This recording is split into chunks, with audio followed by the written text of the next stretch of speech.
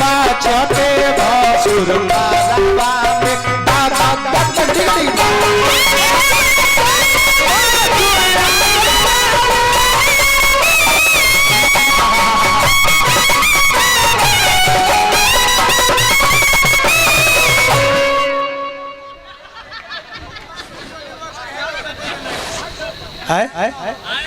पैसा दिल बढ़िया के बात बा बतावा कहे करल त कानवा ना लौकल है गलवा पका कइल हतो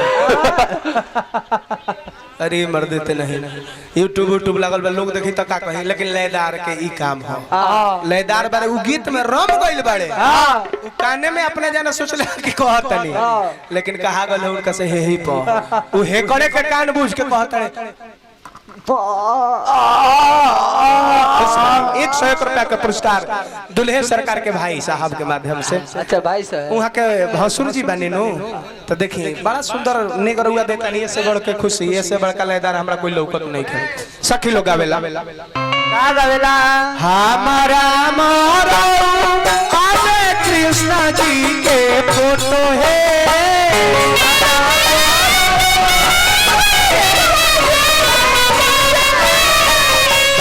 बाचते भसुर मारवा में आयो है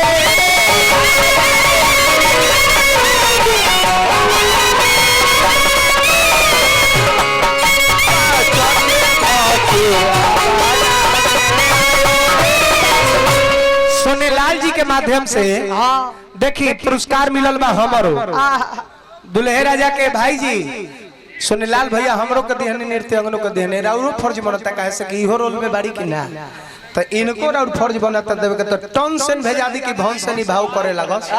हां अभी एजा के रोल बा ओजा के रोल ओजा हम भेज दे बाद में अभी एजा मंच पर के रोल बा भौवे बिगड़ जे जननी कि ना जननी भसुर साला खोला ताला आइल बानी सुन के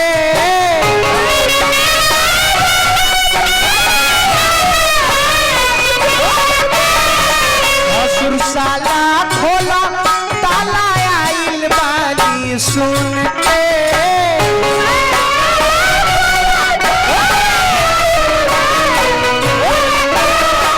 खोल के देखइबा ना गाड़ी दे हम चुन के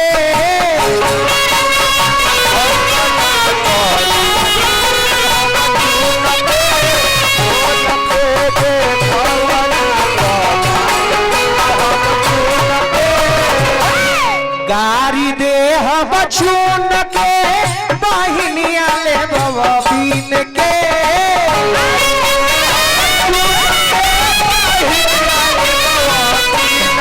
गाड़ी दे बाबा चुन के बहिनिया ले बाबा बीन के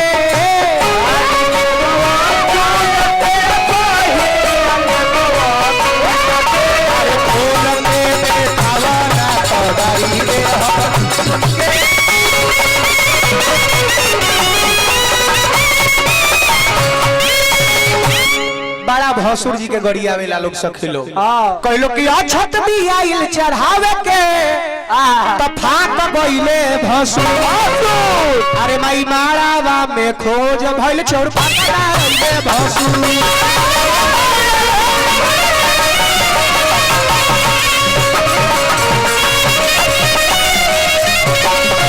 आ दही दी आइल चढ़ावे के तो चाट गइले भसुर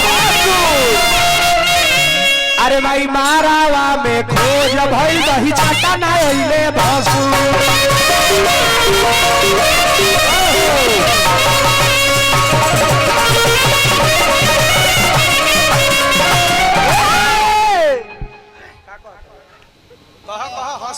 सब कोई अपने का कुछ तना मिजाज में तारा बात आयल हो तो कहत नहीं को कुछ देखलू अच्छा वो अइलो नहीं से हंसलू होगा हैं तो सोचलो कि फेर उहे करी हां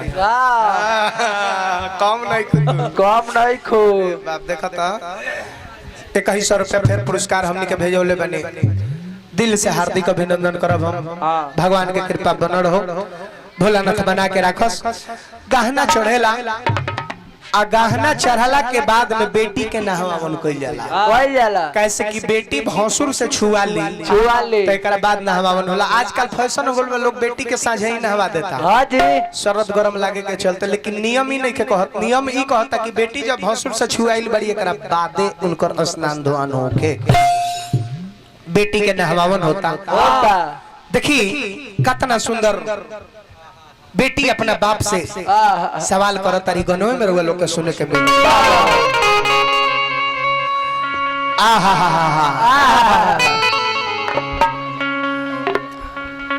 रोशन भाई हालत तारा दल में बहुत होता।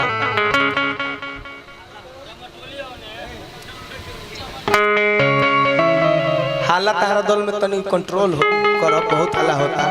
ध्यान दे पर तू बेटी कहेली का कहेली। अच्छा पैसा दे। अच्छा दोनों आदमी को सुरेंद्र राय जी के माध्यम से ये 51 रुपया हमने के दान प्रदान कैले बनी। बार बार हम पोलोगी करम भगवान रुआ के बना के राखस, भोलेनाथ के कृपा बनो रहो लोग के ऊपर। बेटी रोइली कहेली का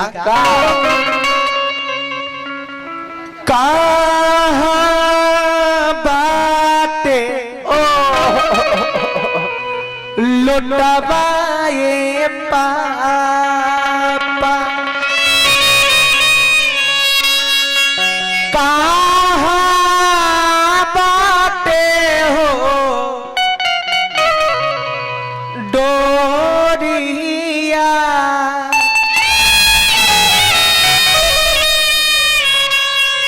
अरे कोई से ना हाई ये पापा पापा रौड़ी हो पो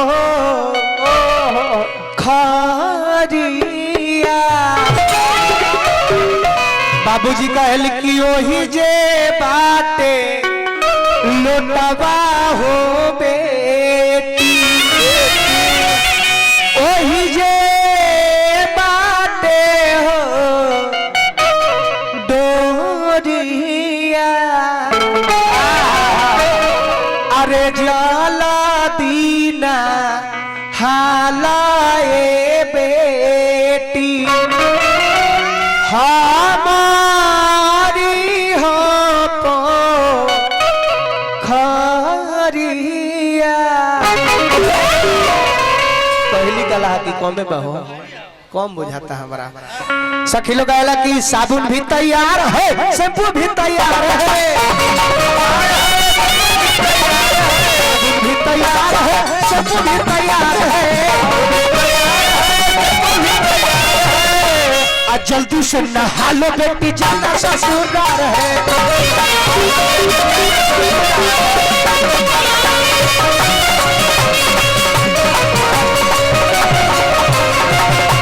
नहावन होता प्रसंग के ही जखड़ी पई लगावा तनी हम आ तनी एगो छोटक मटक लर ले दाढ़ी के और चलब जा हमनी का के मोरा पोखरा खोला रे घाट बनावे अरे के